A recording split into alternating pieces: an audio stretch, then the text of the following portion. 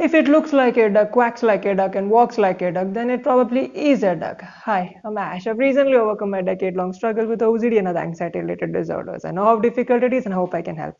In this episode of Philosophical Races, we're not discussing philosophical races at all. I hope everybody knows what a rule of thumb is. For those who don't know, it's kind of a default action that one performs when a certain event happens. For example, before visiting a new restaurant, my rule of thumb is to check the reviews online.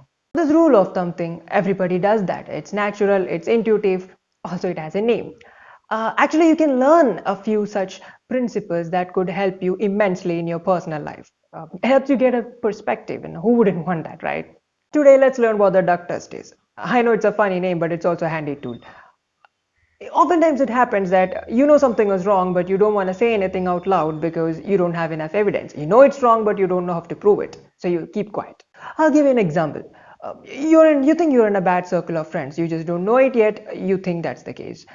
Maybe it's the bad comments that they are making. Maybe people prefer to keep them at a distance, or maybe you've noticed that people have started treating you differently ever since you joined them. It's all out there, but you won't see it because you wouldn't bother to look. You don't want to consider that possibility. You don't want to jump to conclusions.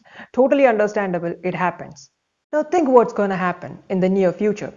You're going to continue hanging out with them. Before you know, you have started inviting trouble thanks to your new friends. When you know it, you would kick them out, but by then it would be too late. The damage is done. In retrospection, this could have easily been avoided. It's not that you're stupid. I'm pretty much sure that you have walked away from such people in the past. You might have helped your friends who have been in this place before, but this time you walked right into it. What if I said you could reduce the probability of such mistakes drastically? Think about this. You see, they make bad comments. People prefer to keep them at a distance. People think you are like them and keep you at a distance now. Looking like a duck, quacking like a duck, walking like a duck.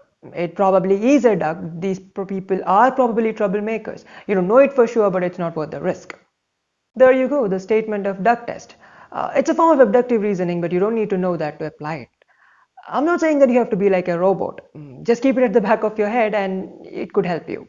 Now, there is something else that you should know alongside. It's called the cockroach theory.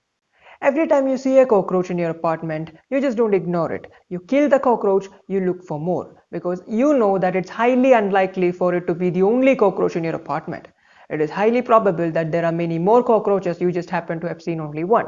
So you look for more, you find more, and you kill them all. A lot of people from science, business, sports have noticed that this behavior exists everywhere. So when they find indications of an issue, they don't dismiss it outright. Rather, they look for further indicators to see if there are more indications, and oftentimes there will be. Of course, there is no need to panic. All I'm saying is that you don't need to dismiss it outright. There could be more indications. You just have to check. You see, these principles have silly names, simple statements, and million-dollar entities use them to find good results. Maybe you could use them too in your personal life. Maybe it could help you save time. Maybe it could help you big time. Do let me know if you have any comments.